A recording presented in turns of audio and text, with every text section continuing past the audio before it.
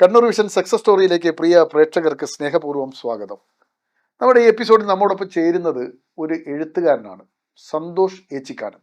കാസർഗോഡിൻ്റെ മണ്ണിൽ നിന്ന് മലയാളികളുടെ ഹൃദയം കീഴടക്കിയ ഒരു എഴുത്തുകാരൻ. ഏതാണ്ട് 1 ഡസനിലേറെ പുസ്തകങ്ങൾ എഴുതി. സിനിമ തിരക്കഥാ രംഗത്തും അദ്ദേഹം സക്രിയ സാന്നിധ്യമാണ്. അദ്ദേഹത്തിൻ്റെ എഴുത്തുകൾ പലപ്പോഴും വിവാദങ്ങൾ സൃഷ്ടിച്ചിട്ടുമുണ്ട്. പ്രേക്ഷകർക്കും അപ്പം സന്തോഷിനും സക്സസ് സ്റ്റോറിയിലേക്ക് സ്വാഗതം. Thank you. ശാന്തനായി ഇങ്ങനെ എൻ്റെ മുന്നിലിരിക്കുന്ന സന്തോഷോട് എൻ്റെ ചോദ്യം, എങ്ങനെ താങ്കൾ ഒരു എഴുത്തുകാരനായി എന്നുള്ളതാണ്. എഴുത്ത് എന്ന് പറയുന്നത് ഒരു ഒരു എഴുത്തിൻ്റെ ഒരു എഴുത്തുകാരനെ സൃഷ്ടിക്കുന്ന ഒരു അസംസ്കൃത വസ്തു. എഴുത്തുകാരൻ്റെ ശ്വാസം എന്ന് പറയുന്നത് അയാളുടെ എക്സ്പീരിയൻസ് ആണ്, ജീവിതമാണ് അയാൾക്ക് മഷിപ്പാത്രമെന്ന് പലപ്പോഴും വൈലോപ്പള്ളി പറഞ്ഞിട്ടുണ്ട്. ജീവിതമാണ് നമ്മുടെ മഷിപ്പാത്രം എന്നുള്ളത്.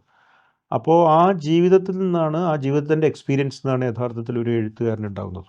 എഴുത്തുകാരൻ്റെ സക്സസ് എന്ന് പറയുന്നത്, സക്സസ് സ്റ്റോറി ഒരു ഇതല്ല ഒരിക്കലും. അത് ബിസിനസ്സുകാരെ സംബന്ധിച്ചിടത്തോളം അതല്ല, ഒരു സാമ്പത്തികം മാത്രമൊന്നുമല്ല ഒരാളുടെ, അതായത് നമ്മുടെ പാഷൻ, നമ്മുടെ ഒരു പാഷനിലേക്ക് നമ്മൾ എത്തുന്നു എന്നുള്ളതാണ്. നമുക്ക് പൈസ കിട്ടുന്നുണ്ടോ, അല്ലെങ്കിൽ നമ്മൾ അത് അങ്ങനെയാണോ ഇങ്ങനെയാണോ, ഫ്ലാറ്റ് ഉണ്ടോ വീടുണ്ടോ, അങ്ങനത്തെ സാധനങ്ങളൊന്നും അല്ല.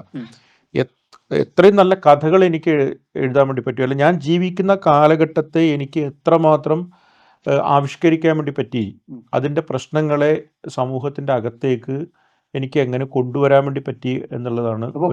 ജീവിത യാഥാർത്ഥ്യങ്ങളാണ്, ജീവിത അനുഭവങ്ങളാണ് യഥാർത്ഥത്തിൽ. ഒരു മനുഷ്യന് തീവ്രമായ അനുഭവങ്ങൾ വേണം ഒരു എഴുത്തുകാരൻ രൂപപ്പെടാൻ. തീർച്ചയായിട്ടും. അല്ല, അനുഭവങ്ങൾ ഇല്ലാത്ത, അതായത് അനുഭവങ്ങൾ എന്ന് പറയുന്നത് എന്താണെന്ന് വെച്ചാൽ, ഇപ്പോൾ നിങ്ങളുടെ അനുഭവം, അപ്പോൾ നിങ്ങൾ പറയുന്ന ഒരു കാര്യം, പറയുന്ന നിങ്ങളുടെ ഒരു എക്സ്പീരിയൻസ് എന്നോട് പറഞ്ഞാൽ അത് എൻ്റെ ഒരു അനുഭവമായിട്ട് മാറും.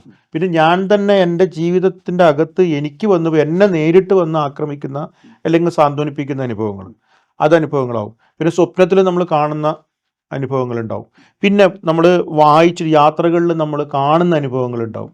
പിന്നെ അതുപോലെ തന്നെ പുസ്തകങ്ങളിൽ നമ്മൾ വായിക്കുന്ന അനുഭവങ്ങളുണ്ടാവും. അപ്പോൾ അനുഭവങ്ങളുടെ തലം എന്ന് പറയുന്നത് വ്യത്യസ്തമാണ്. പിന്നെ അതിൻ്റെ ഇൻറ്റൻസിറ്റി എന്ന് പറയുന്നത് വ്യത്യസ്തമാണ്. കാരണം ഒരമ്മ ഒരു കുട്ടിയെ ഒരു കാമുകനിൽ നിന്നൊരു കുട്ടി ഉണ്ടായി, ആ കാമുകനെ അത് ഭർത്താവ് അറിയിക്കാതിരിക്കാൻ വേണ്ടിയിട്ട് ആ കുട്ടിയെ കഴുത്തി തിരിച്ച് കൊല്ലുന്നു.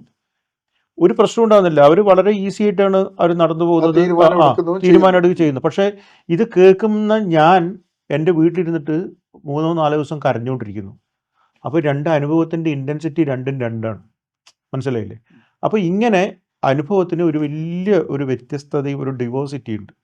അപ്പോൾ അതിനെ ഉൾക്കൊള്ളുകയും തൻ്റെ അനുഭവത്തെ അതേപോലെ അല്ലെങ്കിൽ അതിൻ്റെ മടങ്ങ് കൂടുതലായിട്ട് സമൂഹത്തിലേക്ക് എത്തിക്കുകയും അതിൽ ശരിയേത് തെറ്റേത് എന്ന് കാണിച്ചു കൊടുക്കുന്ന ഒരാളാണ് യഥാർത്ഥത്തിൽ ഒരു എഴുത്തുകാരൻ. അപ്പോൾ താങ്കളുടെ തീവ്രമായ അനുഭവം താങ്കളെ അറിയണമല്ലോ. ആദ്യം താങ്കളെ അറിയണമെങ്കിൽ താങ്കളുടെ ജനനം അറിയണം, ജനന സ്ഥലം അറിയണം, മാതാപിതാക്കളെ അറിയണം.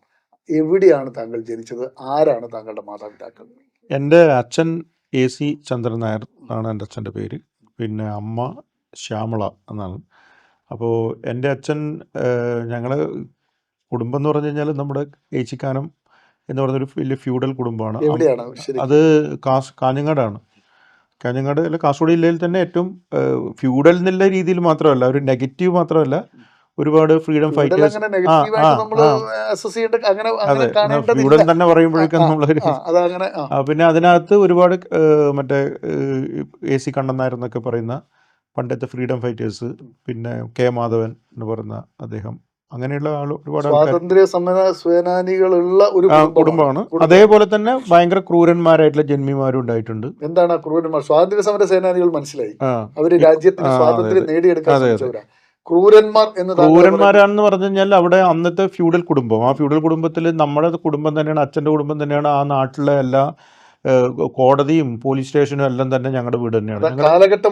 നമ്മുടെ വീട്ടിൽ തന്നെ ഈ ഇതൊക്കെ ഉണ്ടായിരുന്നു. ആ കാലഘട്ടത്തിൽ ജയിലൊക്കെ ഉണ്ടായിരുന്നു. അവിടുന്ന് തന്നെ ശിക്ഷയും മറ്റെല്ലാം അവിടുന്ന് തന്നെ വിധിക്കുന്ന രീതിയിലുള്ള ഒരു ജയിലുണ്ടായിരുന്നു. ജയിലിനകത്ത് അവിടെ തന്നെ വിചാരണ ചെയ്തിട്ട് ആ എലഞ്ഞീൻ്റെ തറേൻ്റെ തൊട്ട് മുകളിൽ വിചാരണ ചെയ്തിട്ട് അവിടെ തന്നെ കൊണ്ടിടുക എന്നൊക്കെ പറയുന്ന ഒരു ബാർബേറിയൻ സിസ്റ്റം ഉണ്ടല്ലോ. അതായത് ഒരിക്കലും നമ്മൾ നിയമ സംവിധാനങ്ങൾക്ക് അപ്പുറത്ത് കിടക്കുന്ന, ഇല്ല, നിയമ സംവിധാനം ഇംപ്ലിമെന്റ് ചെയ്തിട്ടില്ല, ബ്രിട്ടീഷുകാരുടെ നിയമ സംവിധാനമായിരുന്നു. അപ്പോൾ അവരുമായിട്ടൊക്കെ വളരെയധികം ചേർന്ന് നിന്ന് പോയ ആളുകളായിരുന്നു. എത്ര മക്കളായിരുന്നു? ഞാൻ എൻ്റെ പങ്കളും മാത്രമേ ഉള്ളൂ. രണ്ടുപേരും. മാതാപിതാക്കൾ എന്തൊക്കെ ജോലി ചെയ്തിരുന്നവർ? അച്ഛൻ ഫുട്ബോൾ പ്ലെയർ ആയിരുന്നു. അച്ഛൻ കേരളത്തിൽ തന്നെ അന്ന് അറിയപ്പെടുന്ന ഫുട്ബോൾ പ്ലെയർ ആയിരുന്നു. അച്ഛൻ സാൽഗോകറിന് ഇവിടെ കണ്ണൂർ ബാങ്ക്മാൻസ്, അതുപോലെ തന്നെ ലക്കി സ്റ്റാർ, അന്നത്തെ ഭയങ്കര പറയുന്നുണ്ടല്ലോ ഫുട്ബോൾ കാലത്തിന്റെ ഓർമ്മകൾ. അതെ. അപ്പോൾ അതിനുശേഷം അച്ഛൻ ഇവിടെ പോയി ഗോവ സാൽഗോകറിന് വേണ്ടി കളിച്ചു. അപ്പോൾ അദ്ദേഹം ഞങ്ങളുടെ കുടുംബത്തിലെ എല്ലാ ആൾക്കാരും എഴുത്തുകാരൊന്നും, എൻ്റെ കുടുംബത്തിൽ എഴുത്തുകാരേ ഇല്ല. അപ്പോൾ എൻ്റെ കുടുംബത്തിൽ ഫുട്ബോൾ പ്ലേയേഴ്സ് ആയിരുന്നു. അച്ഛൻ്റെ മൂത്ത ചേട്ടനും കസിൻസ് ബ്രദേഴ്സും എല്ലാം ഇന്ത്യക്ക്, അതുപോലെ തന്നെ മറ്റേ കാൽടെക്സിന്, മറ്റേ നമ്മുടെ മഹാരാഷ്ട്ര കാൽടെക്സിനൊക്കെ വേണ്ടി കളിച്ച കുറേ ആൾക്കാരൊക്കെ ഉണ്ട്. അത്ലറ്റുകളായിരുന്നു അധികം. ഞാൻ മാത്രമാണ് പിന്നെ ഞാനും ഫുട്ബോളൊക്കെ അന്തർജില്ലയൊക്കെ കളിച്ചിട്ടുണ്ട്. പക്ഷേ പിന്നെ എനിക്ക് മനസ്സിലായി, കാരണം എൻ്റെ അച്ഛൻ്റെ കളിയും മറ്റേ ബാക്കിയുള്ള ആൾക്കാരെ കളിയും കാണുന്ന സമയത്ത് മനസ്സിലായി ഞാൻ ആ കളിയിൽ അത്രയൊന്നും വലിയ സക്സസ് ആവാൻ വേണ്ടി പോകുന്ന ഒരാളല്ല. അല്ല. അപ്പം പിന്നെ നമ്മൾ അത് വിട്ട് പിന്നെയാണ് ഈ പറയുന്ന പോലെ എങ്ങനെയാണ് ഞാൻ സാഹിത്യകാരനായിന്ന് എനിക്ക് തന്നെ അറിയില്ല. ഒരു ചോദ്യം എന്താണെന്ന് വെച്ചാൽ, താങ്കളുടെ ഈ ജനനം കാഞ്ഞങ്ങാട്, ഗ്രാമത്തിന്റെ പേരെന്താണ്? വേടെടുക്കാന്നാണ്. വേടെടുക്കാൻ തന്നെയാണ്. ബദിയടുക്കാണോ? അല്ല, ബദിയടുക്ക നമ്മുടെ കർണാടക അതിർത്തിയാണ്. ഇതും അതിർത്തി തന്നെയാണ്. ഇത് പോയിനാച്ചി എന്ന് പറയുന്ന സ്ഥലത്തുനിന്ന് കിഴക്കോട്ട് പോകുന്ന സമയത്ത് പിന്നെ കുറ്റിക്കോല്, ബന്തെടുക്ക, പിന്നെ ബേഡെടുക്ക എന്നൊക്കെ പറയുന്ന സ്ഥലം. അവിടെയാണ് ഞാൻ 10ാം ക്ലാസ് വരെ. അത് അമ്മയുടെ സ്ഥലമാണ് കേട്ടോ ഈ സ്കൂൾ. അതെന്താ അമ്മയുടെ സ്ഥലത്ത്? അത് ഈ മരുമക്കത്തായം ഉള്ളത് കൊണ്ട് മാത്രമല്ല, അച്ഛൻ ഇവിടെയായിരുന്നു, കാസർഗോഡ് ഇവിടെ നീലേശ്വരത്തായിരുന്നു അച്ഛൻ്റെ ഇതൊക്കെ. പിന്നെ അതൊക്കെ അവിടുന്ന് വിട്ട് പിന്നെ ഈ ഒന്ന് നേരത്തെ പറഞ്ഞ പോലെ നമ്മൾ നേരത്തെ പുറത്തുനിന്ന് സംസാരിച്ചതുപോലെ ഈ പറയുന്ന അന്നത്തെ ഒരു ഫ്യൂഡൽ കുടുംബമാണ്. ഈ ഫ്യൂഡൽ കുടുംബത്തിൽ 2 ഇതുണ്ട്. ഒന്ന്, അന്ന് 2 താവഴികളുണ്ടായിരുന്നു. ഒന്ന് എ താവഴി, ഒന്ന് ബി താവഴി എന്ന് പറയുന്നത്. അപ്പോൾ ഈ പറയുന്ന ഈ ബി താവഴിയാണ് നമ്മുടെ താവഴി. അപ്പോൾ ഈ ബി താവഴി എന്ന് പറഞ്ഞാൽ സ്വത്തുക്കൾ മുഴുവൻ ഉണ്ടായിരുന്നത് ഈ ബി താവഴിയിലാണ്. അത് അന്ന് അത് എന്താന്ന് പറഞ്ഞാൽ അന്നത്തെ കാലത്ത് ഒരു പാർട്ടീഷൻ നടക്കുന്ന സമയത്ത് ഭയങ്കര ബുദ്ധിമാനായ ഒരു കാരണോട് ചെയ്ത പരിപാടിയാണ്. അതെന്തായെന്ന് പറഞ്ഞാൽ എല്ലാ സ്വത്തുക്കളും ബി താവഴിയിൽ വെച്ചു, എ താവഴിയിൽ ഒന്നും വെച്ചില്ല. അപ്പോൾ സ്വാഭാവികമായിട്ട് വന്ന് എടുക്കുമ്പോൾ എടുത്തോ, ഏതാ താവഴി വേണമെങ്കിൽ എടുത്തോ എന്ന് പറയുമ്പോൾ ബി പാർട്ടീഷൻ എടുത്തു. അല്ല, അവർ എയിൽ എടുക്കുള്ളൂ. നമ്മൾ പെട്ടെന്ന് പറഞ്ഞു എയിലെല്ലാം ഉണ്ടാവുന്ന പറഞ്ഞു. അങ്ങനെ എയിൽ എടുത്തവർക്ക് കുന്നും മലകളും മറ്റും മാത്രമേ ഉണ്ടായിരുന്നു. വെറും കുന്നും മലകളും, ബയർ ലാൻഡ്, അതേ ഉള്ളൂ. ഇപ്പുറത്ത് കോടിക്കണക്കിന് ഉറുപ്പിയുടെ പിന്നെ സ്വത്തുക്കളും അതും ഇതും. ഇന്നത്തെ നോക്കുമ്പോൾ എൻ്റെ അച്ഛനൊക്കെ ഒരു 100 ഏക്കർ വള്ളിപ്പറമ്പൊക്കെ ഉണ്ടായിരുന്നു, അതായത് ചെറിയ പയ്യന്.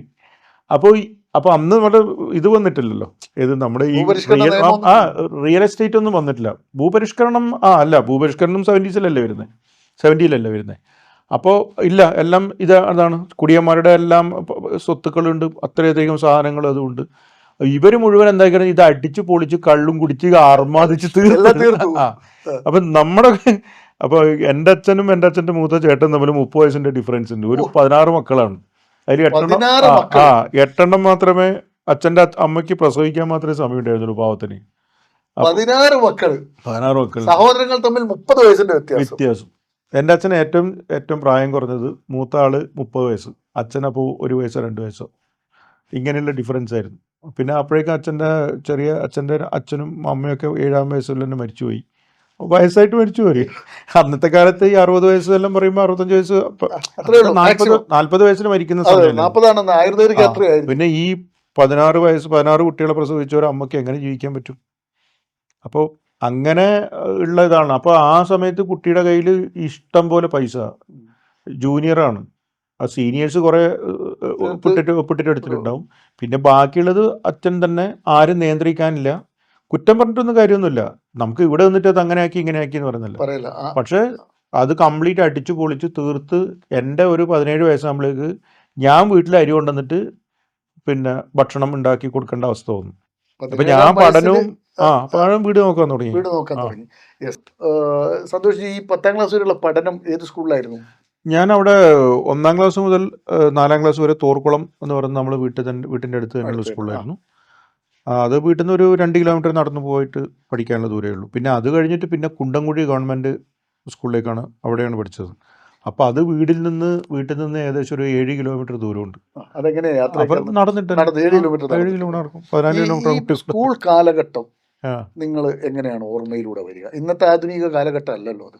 എങ്ങനെയാണ് അതിനെ കാണുന്നത്? സ്കൂൾ കാലഘട്ടം എന്ന് പറയുന്നത് പിന്നെ ഇത് തന്നെയാണ്. അത് നമ്മൾക്ക് നമ്മളത് അറിയുന്നില്ല. പക്ഷെ പിന്നീട് നമ്മൾ എഴുത്തിലേക്ക് അത് കടന്നു വരുന്നത് ഈ പ്രകൃതി. നമ്മൾ കാട്ടിലൂടെയൊക്കെ നടന്നു പോകുന്നത്. ഈ കാട്ടിലൂടെ ബെയർ ഫൂട്ടായിട്ടാണ് നടന്നു പോകുന്നത്. ഞാൻ ചെരുപ്പ് 9ാം ക്ലാസ് കഴിഞ്ഞിട്ടാണ് ഞാൻ ചെരുപ്പിട്ടിരിക്കുന്നത്. അപ്പോൾ നമ്മൾ പിന്നെ ഈ കാട്ടിലൂടെ നടന്നു പോകുന്നപ്പോൾ കാട് മാത്രമല്ല മറ്റേ മൈതാനവും ഇത് കാലികൾ, അതുപോലെ തന്നെ പിന്നെ പക്ഷികൾ, ഈ പിന്നെ മൊയിലുകൾ, എല്ലാ പന്നി കുഞ്ഞുങ്ങൾ, ഇതെല്ലാം ഉണ്ടാവും. ഇപ്പം ഞാനിത് പറയുമ്പോൾ മുയലിനൊക്കെ ഞാൻ മുയലൊക്കെ ഉണ്ടായിരുന്നു. ഞങ്ങൾ പക്ഷികളോട് വർത്തമാനം പറഞ്ഞിട്ടും ഇതൊക്കെയാണ് നമ്മൾ പോകുന്നത്. അപ്പോൾ ഈ നമ്മൾ കാട്ടിൽ നിന്നുള്ള പഴങ്ങൾ മുഴുവൻ പല പല പഴങ്ങളുണ്ടല്ലോ, ഈ കൊട്ടപ്പഴം, ഇത് എന്നെല്ലാം പറയുന്ന കാരപ്പഴം, ഇതൊക്കെ പറിച്ചിട്ട് ഇതിലൊക്കെ തിന്ന് ഇങ്ങനെ ജോളി അടിച്ചിട്ടാണ് നമ്മൾ പോകുന്നത്. മഴയത്ത് പോകുന്ന സമയത്ത് ഒരിക്കലും കുടയെടുത്തതായിട്ട് എനിക്ക് ഓർമ്മയില്ല. നമ്മൾ പുസ്തകം എടുത്തിട്ട് മറ്റേ പ്ലാസ്റ്റിക്കിൻ്റെ കവറിൽ പൊതിഞ്ഞിട്ട് നമ്മൾ എവിടെ വെച്ചിട്ട് പിന്നെ ഫുൾ മഴ നനഞ്ഞിട്ടാണ് പോകുന്നത്. സ്കൂളിലൊക്കെ പോയി കഴിഞ്ഞാൽ നമ്മുടെ റൂമിലൊക്കെ മഴക്കാലത്ത് പോയി കഴിഞ്ഞാൽ നമ്മുടെ ക്ലാസ് റൂമിൽ വേണമെങ്കിൽ ഒരു തോണി ഇറക്കി കഴിഞ്ഞാൽ അത്യാവശ്യം തുഴഞ്ഞു പോകാൻ വേണ്ടി പറ്റുന്ന രീതിയിലുള്ള വെള്ളം ഉണ്ടാവും. അപ്പോൾ ക്ലാസ് റൂമിൽ ഇങ്ങനെയല്ല കംപ്ലീറ്റ് മൂടിയൊക്കെ ആക്കിയിട്ട് മാഷ് ചീത്ത പറയും. ഒന്നുമില്ല. പിന്നെ ഇടയ്ക്ക് കുടയും കാര്യങ്ങളൊക്കെ എടുക്കും. ആ കുടയൊക്കെ ചിലപ്പോൾ പറന്നു പോകും കാറ്റിന്, ഇടിവെട്ടും, വെള്ളങ്ങളൊക്കെ മറ്റേ തോടുകളൊക്കെ നിറഞ്ഞൊഴുകും. അപ്പോൾ നമ്മുടെ ബന്ധുക്കളെല്ലാം വന്നിട്ട് ആരെങ്കിലും വന്നിട്ട് അവിടെ പാലത്തിൻ്റെ അടുത്തെല്ലാം വന്ന് നിൽക്കും. അല്ലെങ്കിൽ ഇത്ര വെള്ളത്തിലൊക്കെ തോട് കടന്നു പോകുന്നതാണ്. ഇന്ന് ഒരു റോഡ് ക്രോസ് ചെയ്യുമ്പോൾ, നമ്മളെ മോൻ റോഡ് ക്രോസ് ചെയ്യുമ്പോൾ മോൾ അവിടെ പോയി എന്ന് പറഞ്ഞാൽ പ്രശ്നം, ഇവിടെ പോയി പ്രശ്നം. ആര് നോക്കാനാ? അനിശ്ചിതാവസ്ഥയിലാണ് ജീവിച്ചുകൊണ്ടിരിക്കുന്നത്. പിന്നെ പഠിപ്പിക്കുന്നുണ്ടോ എന്നുള്ളത് നോക്കുന്നുണ്ട്. അച്ഛനെല്ലാം അവസാനം ഒരു ABCD ഒക്കെ പറഞ്ഞു തരും, കുറച്ച് കണക്കൊക്കെ പറഞ്ഞു കൊടുക്കും. അല്ലാതെ ട്യൂഷനില്ല, ഇതൊന്നുമില്ല. ഇത്രയും ഒന്ന് ആലോചിക്കുക. രാവിലെ 6-7 കിലോമീറ്റർ നടത്തും സ്കൂളിലേക്ക് എത്തണമെങ്കിൽ എത്ര സമയത്ത് പോകണം സ്കൂളിൽ നിന്ന്, വീട്ടിൽ നിന്ന്. പിന്നെ തിരിച്ചെഴുത്തുന്നപ്പോൾ അതിൻ്റെ ഇടയിൽ വരുമ്പോൾ കളിയും, വഴിന്ന് കളി. ഇതെല്ലാം കഴിഞ്ഞ് ഏതോ സമയത്താണ് എത്തുന്നത്. വീട്ടിൽ നിന്ന് വന്നു കഴിഞ്ഞുകൊണ്ടെന്നുള്ള തോട്ടിൽ പോയി ചാടി കുളിച്ച് തിരിച്ചു വന്നു, ഭക്ഷണം കഴിച്ച് കിടന്നുറങ്ങി. അതിൻ്റെ ഇടയിൽ വായിച്ചു. ഈ 10ാം ക്ലാസ് വരെയുള്ള ആ കാലഘട്ടം, ഞാനിതിങ്ങനെ ചോദിക്കുന്നതെന്ന് വെച്ചാൽ ഒരു എഴുത്തുകാരൻ രൂപപ്പെടണമെങ്കിൽ അതിനനുസരിച്ചുള്ള കുറേ ഇപ്പോൾ ഈ പറഞ്ഞ സാധനങ്ങളൊക്കെ ആ കാലഘട്ടത്തിലെ ശരാശരി മനുഷ്യന്മാർക്ക് എല്ലാവർക്കും ഉണ്ടാകുന്ന അനുഭവങ്ങൾ, ഈ പറയുന്ന എനിക്കും എല്ലാം ഉണ്ടായിട്ടുള്ള അനുഭവങ്ങളാണ്. നമുക്ക് അന്ന് അതേ സൗകര്യം ഉണ്ടായിരുന്നുള്ളൂ. ഇന്നത്തെ ഈ ഹൈടെക് യുഗത്തിൽ ജനിക്കാൻ ഭാഗ്യം കിട്ടാതെ പോയവരാണ് നമ്മൾ. പക്ഷെ നമ്മൾ അന്ന് ജനിച്ചതിന്റെ ഭാഗ്യം ഇന്ന് വേറൊരു അർത്ഥത്തിൽ നമ്മൾ അനുഭവിക്കുന്നുമുണ്ട്. ഈ 10ാം ക്ലാസ് വരെ അതൊരു കാലഘട്ടമാണ്. നല്ല ഓർമ്മകൾ മനസ്സിൽ തങ്ങി നിൽക്കുന്ന ഏറ്റവും സങ്കടകരമായ, ഇപ്പം എനിക്കൊക്കെ അങ്ങനെയുള്ള ഓർമ്മയുണ്ട്. എൻ്റെ ചെറുപ്പത്തിലൊക്കെ ഒരു എൻ്റെ കുടുംബത്തിൽ എനിക്ക് തരാതെ എൻ്റെ കുടുംബത്തിലെ അംഗങ്ങൾക്ക്, എൻ്റെ ഒരു പിതൃ സഹോദരി അവരുടെ മക്കൾക്ക് മുട്ട പുഴുങ്ങിയത് കൊടുക്കുന്നത് കണ്ട് ഞാനിങ്ങനെ ഒരു മുട്ട പുഴുങ്ങിയത് തിന്നാൻ കഴിയാതെ എന്നെ സങ്കടം, ഇന്നും ആലോചിക്കുമ്പോൾ എനിക്കത് സങ്കടം വരും. ഞാൻ അവിടെ പച്ചയായിട്ട് പറയാമല്ലോ.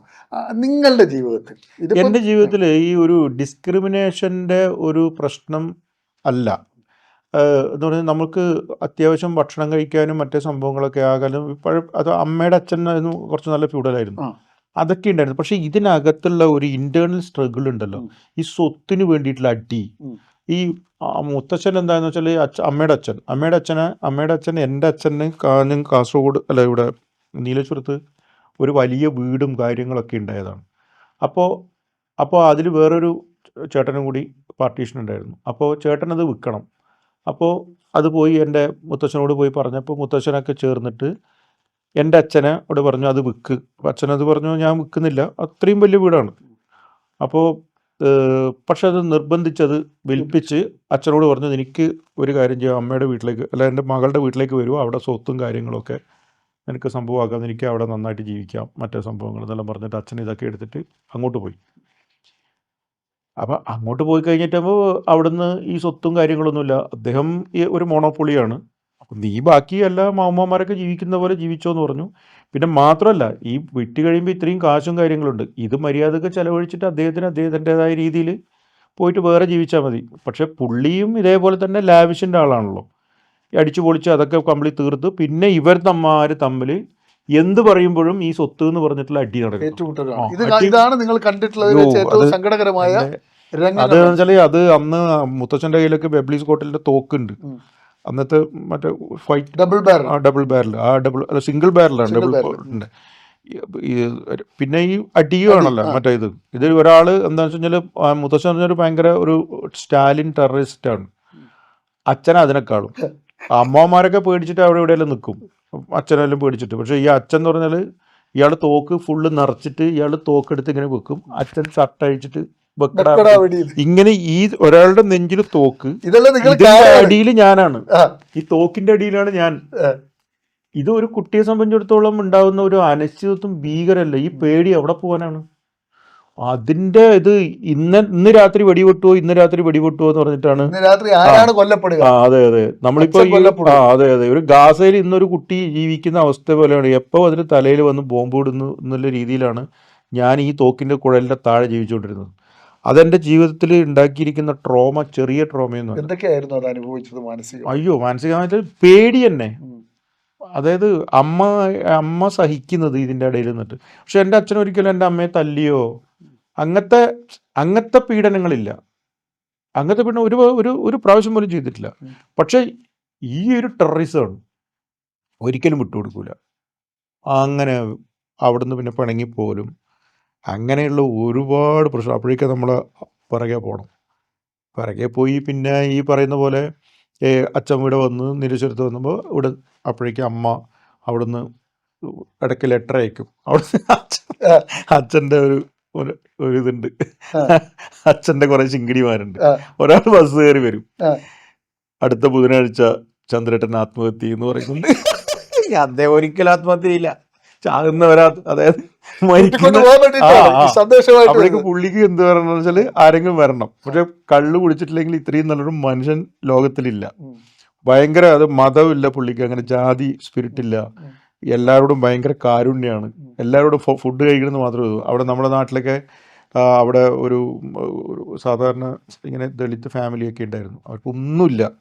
അവർക്ക് ഇടാൻ ഡ്രസ്സ് പോലും ഉണ്ടായിരുന്നില്ല ആ സമയത്ത്. കുഞ്ഞുങ്ങളൊക്കെ ഡ്രസ്സും പോലും ഇല്ലാതെയാണ് നടക്കുന്നത്. അവരെയൊക്കെ ഒരു കമ്മടെന്ന് പറഞ്ഞിട്ട് അവരിങ്ങനെ മുടന്തനുമാണ്. അവരെല്ലാം വിളിച്ച് വീട്ടിൽ കൊണ്ടുവന്നിട്ട് ഫുഡൊക്കെ കൊടുത്ത് പിന്നെ അച്ഛൻ അതിനുശേഷം പിന്നെ വേറൊരു സ്ഥലം എടുത്തിട്ട് പിന്നെ അമ്മയുടെ ഒരു 10 ഏക്കർ സ്ഥലം ഉണ്ടായിരുന്നു, അതെടുത്ത് പിന്നെ അവിടെ അധ്വാനിക്കാൻ തുടങ്ങി. പിന്നെ അപ്പോൾ കുറച്ച് സമാധാനമായി. ഇവിടെയാണല്ലോ ബാല്യം സംഘർഷഭരിതമാണ് എല്ലാ അർത്ഥത്തിലും. അയ്യോ, തോക്കിൻ മുലയിലുള്ള ജീവിതമാണ് അല്ലേ? ശരിക്കും പറഞ്ഞ ഗാസ പറയുമ്പോ ഈ പറഞ്ഞ ഇന്ന് രാത്രി എങ്ങനെയെങ്കിലും ഒന്ന് പോയാ മതി, നേരം വെളുത്ത് കിട്ടിയാൽ മതി എന്നുള്ള ചിന്തയായിരുന്നു. അതിന്റെ ഇടയിലാണ് നമ്മൾ ഈ പഠനവും കാര്യം. അങ്ങനെ ഈ നിങ്ങളിപ്പോ നേരത്തെ പറഞ്ഞ പോലെ പിന്നെ ഡിസ്ക്രിമിനേഷൻ ഇല്ല, ഇങ്ങനെ അത് തരുന്നില്ല ഇത് തരുന്നില്ല. പിന്നെ ഡിസ്ക്രിമിനേഷൻ ഉണ്ടായിരുന്നു വെച്ചാൽ എൻ്റെ അച്ഛൻ്റെ അമ്മാവനുണ്ടായിരുന്നു ഒരാൾ. അയാൾ മറ്റേ കാറും മറ്റു സാധനങ്ങളൊക്കെ ഉണ്ടായിരുന്ന ആളാണ്. അപ്പം നമ്മൾ ഈ അത് വേറെ സ്ഥലത്ത് നിന്ന് അച്ഛൻ പിന്നെ വേറെ സ്ഥലം പോയിട്ട് അവിടുന്ന് പിന്നെ 7 കിലോമീറ്ററായി നടക്കാൻ. അപ്പം ഈ നടന്നിട്ട് നമ്മൾ വന്നിട്ട് ഇവിടുന്ന് ഈ സ്റ്റോറിൽ, അപ്പോൾ അച്ഛനും ഞാനും മാത്രമാണ് അവിടെ, ഒരു പട്ടിയും മാത്രമേ ഉള്ളൂ അവിടെ. ഞങ്ങൾ 10 ഏക്കർ സ്ഥലമുണ്ട് അവിടെ. അച്ഛൻ അധ്വാനിക്കാൻ തുടങ്ങി. പിന്നെ ചുറ്റുപാട് അപ്പൊ അമ്മ അച്ഛൻ മുത്തശ്ശൻ്റെ വീട്ടിൽ തന്നെ. കാരണം ഇവിടെ അല്ലല്ല, മുത്തച്ഛൻ്റെ വീട്ടിൽ നിന്ന് വന്നില്ല. അതായത് ഇവിടെ ഭയങ്കര പ്രശ്നം വന്നപ്പോൾ അച്ഛൻ്റെ മുത്തച്ഛൻ അമ്മമ്മയുണ്ടല്ലോ, അമ്മമ്മ മരിച്ചു പോയിരുന്നു അതിൻ്റെ അടുക്ക്. അമ്മക്കൊരു സ്ഥലം കൊടുത്തിട്ടുണ്ടായിരുന്നു, ഒരു 10 ഏക്കർ സ്ഥലം. അപ്പൊ ആ സ്ഥലത്ത് അമ്മച്ചൻ വീട് കെട്ടിയിട്ട് അങ്ങോട്ട് എന്നെയും കൂട്ടി പോയി. അപ്പോൾ എനിക്ക് 7ാം ക്ലാസ് പഠിക്കുന്നേ ഉള്ളൂ. ഈ എന്നെയും കൂട്ടി പോകുന്ന സമയത്ത് നമ്മൾക്ക് അവിടെ ഒരു മനുഷ്യനില്ല. 10 ഏക്കർ സ്ഥലം എന്ന് പറഞ്ഞാൽ അതിനപ്പുറത്ത് എവിടെയോ ഒരു മുനിഞ്ഞു കത്തുന്ന വിളക്ക് മാത്രമേ ഉള്ളൂ. അവിടെ എത്തുമ്പോൾ ആൾക്കാർ പറഞ്ഞു വെച്ചാൽ ഇവിടെ വ്യാളിയുണ്ട്, ഇവിടെ മറ്റേ പ്രേതം ഇതിൻ്റെ ഇടക്ക് പോയിട്ടുണ്ടായിരുന്നു, അവിടെ തൂങ്ങിച്ചത്ത കുറേ ആൾക്കാർ. ഇങ്ങനെ നോക്കുമ്പോൾ ഈ പറയുന്ന പോലെ മറ്റേ മാർക്കേസിന്റെ കഥയിൽ പോലും ഇമാതിരി പേടിപ്പെടുത്തുന്ന സംഭവങ്ങൾ. ഡ്രാക്കുള കൊട്ടാരത്തിൽ ജീവിച്ച പോലെയാണ് അവിടുത്തെ ജീവിതം. രാത്രിയാകുമ്പോൾ ഓരോ ശബ്ദം കേൾക്കുമ്പോൾ നമ്മൾ എന്ന് വിചാരിക്കുന്നത് കുടിലല്ല, വീട് കെട്ടിയിട്ടുണ്ട്. നല്ല ഒരു വീട് വെച്ചു, അത്യാവശ്യം ഭേദമുള്ള രണ്ട് മുറി. അപ്പൊ നിങ്ങള് അച്ഛനും മകനും മാത്രം, ഒരു പട്ടിയും. പിന്നെ അവിടെ പണിയെടുക്കാൻ വേണ്ടിട്ട് പകൽ ആൾക്കാർ വരും, രാത്രി നിങ്ങൾ ഒറ്റക്കാണ്. അത് ഈ 10 ഏക്കറിനുള്ളിൽ 10 ഏക്കർ ഇത് മാത്രം, അതിന് ചുറ്റുപാടുള്ള ആരുമില്ല, ഒരു മനുഷ്യനില്ല. പിന്നെ ഒരു 100 ഏക്കർ ആരുമില്ല. പിന്നെ താഴെ കുഴിയിലൊക്കെ ആളുണ്ട്. അവിടെ ഉറങ്ങാൻ പറ്റലുണ്ടോ? അച്ഛന്റെ ഒരു കട്ടിലുണ്ട്, അച്ഛന്റെ ഒരു സപ്രമച്ച കട്ടിലുണ്ട്. അച്ഛന്റെ ആകെ ഉള്ള സാധനം മറ്റേ ഇതിന്റെ ഫ്യൂഡലിസത്തിന്റെ പ്രതീകമായിട്ട് അച്ഛന്റെ ഒരു സപ്രപഞ്ച കട്ടിലുണ്ട്. അതാണ് അച്ഛൻ്റെ ഉള്ളു ആ സാധനം. ഇതിന്റെ അടിയിലാണ് ഞാൻ കിടക്കല്. അച്ഛൻ അതായത് പോകുന്നത് അച്ഛൻ നിങ്ങളുടെ മുകളില്, ആ ധൈര്യത്തിൽ കാരണം ആരെങ്കിലും വന്ന് ഫസ്റ്റ് പിടിക്കുന്ന അച്ഛനെ അച്ഛനായിരിക്കും. അത് കഴിഞ്ഞ് അതിന് നിങ്ങളെ കഴിഞ്ഞിട്ടില്ലേ വ്യാളി എന്നെ പിടിക്കും.